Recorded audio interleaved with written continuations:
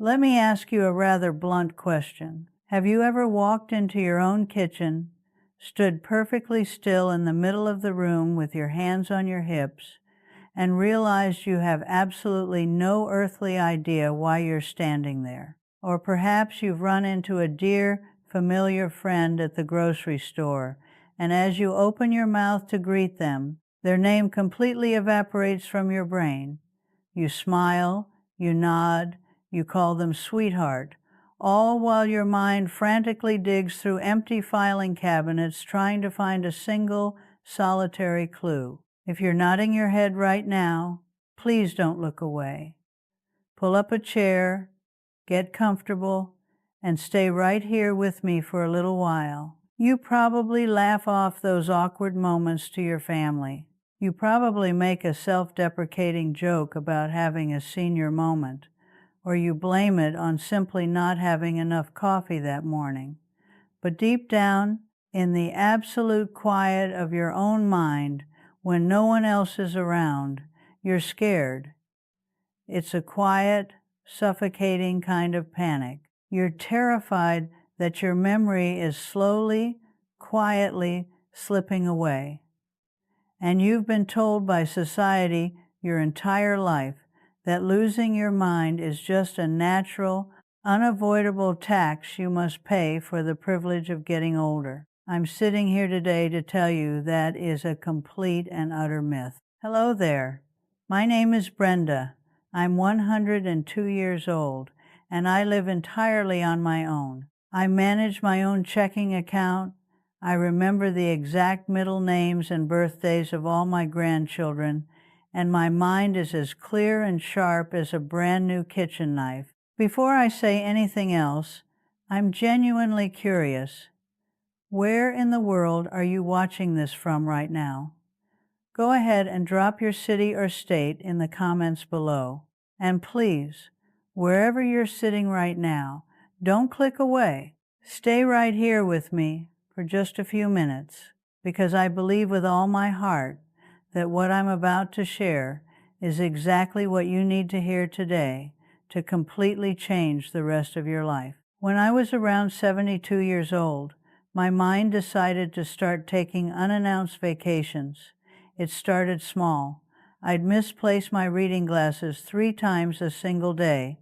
Then, I'd lose the thread of a conversation right in the middle of my own sentence. I'd be sitting in the living room telling my daughter a story about my childhood, and the words would just vanish into thin air. She'd look at me with this terrible, quiet pity in her eyes, and that pity broke my heart more than the forgetting did. I remember sitting in this very room one evening, crying hot, silent tears of absolute frustration. I felt like the beautiful, vast library of my life was slowly burning down, and I had absolutely no water to put out the fire.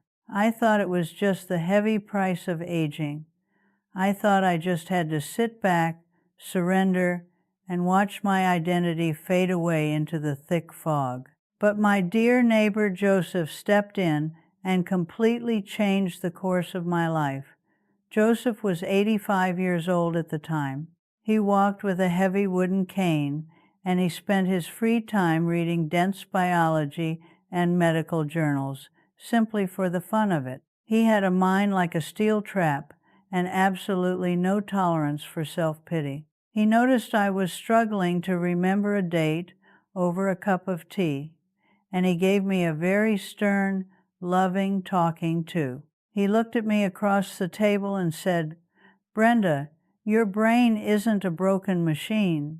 It's just starving for the right materials, and it's actively drowning in its own daily garbage." He explained to me that the most critical time for your brain doesn't happen during the day when you're awake, doing crossword puzzles or trying to learn a new language. The real magic, the actual physical repair of your mind, happens when you're fast asleep. Sleep, he said, is the designated night shift for your brain. It's the only time the brain can flush out the toxic debris and waste that naturally builds up during our waking hours. If you don't get that deep, heavy sleep, the debris just piles up in the corners. And that garbage, he said, tapping his temple, is exactly why you can't remember where you put your car keys or what you walked into the kitchen to find. More importantly, he taught me that what you choose to eat in the 2 hours right before you close your eyes determines whether that cleaning crew actually shows up for their night shift. Joseph gave me 3 very specific, completely ordinary fruits to eat in the evening. I thought he was pulling my leg. I thought he was just an eccentric older man giving me a useless folk remedy. But I was desperate enough to try absolutely anything to keep my mind intact.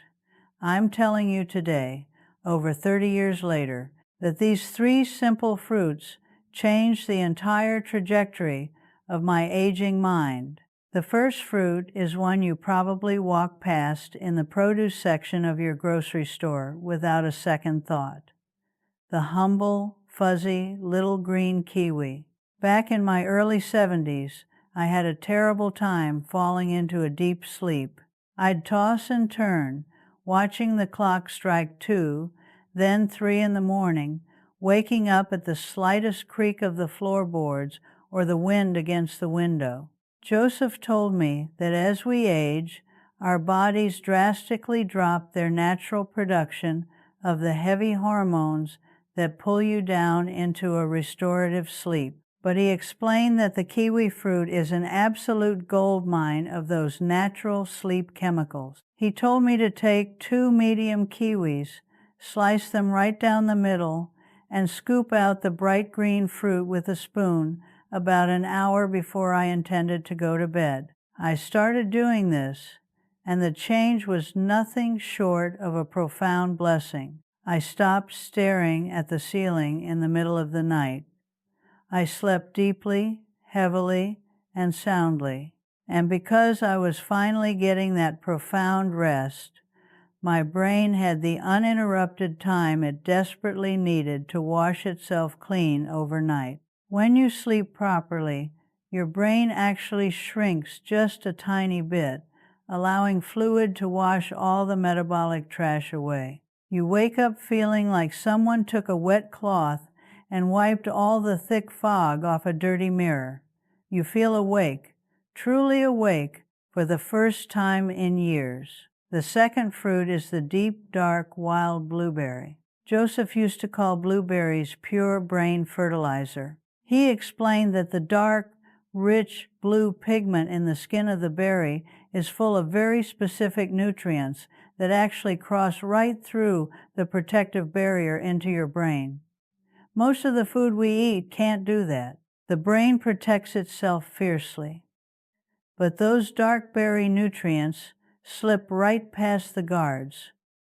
Once they're up there, they help your brain build fresh neural connections and protect the existing brain cells from quietly dying off. He told me to imagine that the brain does all of its important memory filing while you're asleep. It takes the messy events of the day, all the conversations and faces and names, and locks them away in the permanent filing cabinets. By eating a small handful of blueberries, maybe half a cup, about an hour and a half before bed, I was giving my brain the exact fuel it needed right when it was doing the hardest filing work.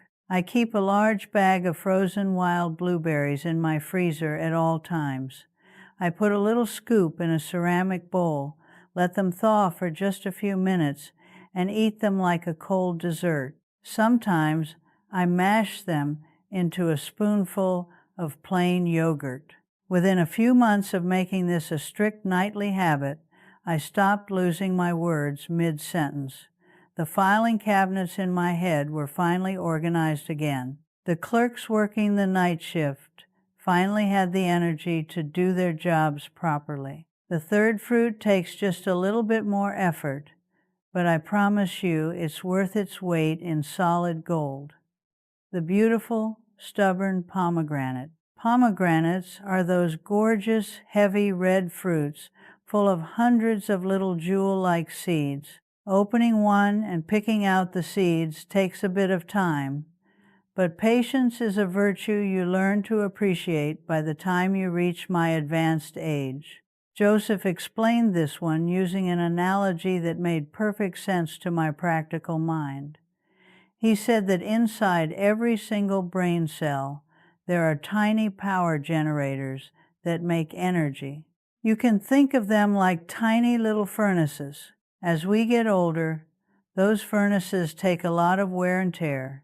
They get rusty, they start sputtering, leaking smoke, and producing dirty energy. The brain is supposed to clear out the damaged furnaces and build fresh ones, but sometimes it gets sluggish and simply forgets how to do it. He told me that when you eat pomegranate seeds, your stomach goes to work on them and creates a very special, unique compound.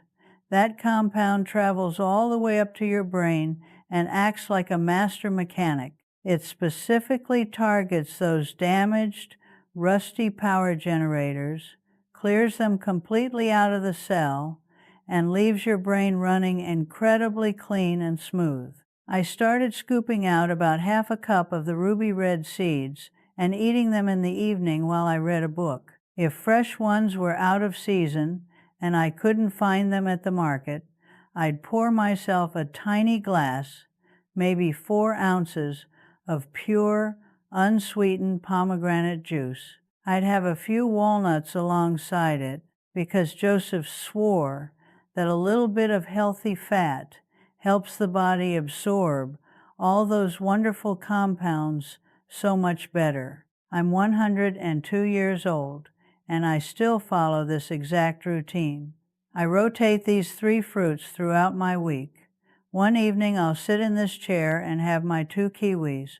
The next evening I'll have my little bowl of frozen blueberries. The next evening I'll take my time eating my pomegranate seeds or sipping my tart juice. I always eat them about an hour or 2 before I turn off the lamps and go to sleep. Just as importantly as what I started eating, I must tell you what I stopped eating. I completely stopped giving my body heavy, sugary snacks late at night. I threw away the processed cookies, the sweet cakes, and the sugary treats after dinner. Sugar spikes your blood levels, raises your heart rate, and completely ruins the delicate architecture of your deep sleep. I stopped starving my brain of the specific tools it desperately needed to repair itself, and I stopped dumping sugar on the fire. I want to talk to you for a moment about why this truly matters, because preserving your memory isn't just about remembering where you parked your car or finding your house keys. It's about holding on to your identity. Your brain is a miraculous, incredibly beautiful organ. It holds every single memory of your children growing up. It holds the sound of your mother's voice. It holds every beautiful sunset you've ever been lucky enough to witness, and every hard, painful lesson you've ever survived.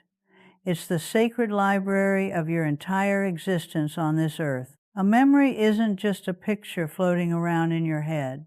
It's the anchor that keeps you tied to exactly who you are. If you let your memory slip away without putting up a fight, you're quietly handing over the keys to your own identity. Please, don't let your library slowly burn to the ground just because society tells you that getting older means inevitably losing your mind. You don't have to accept the fog.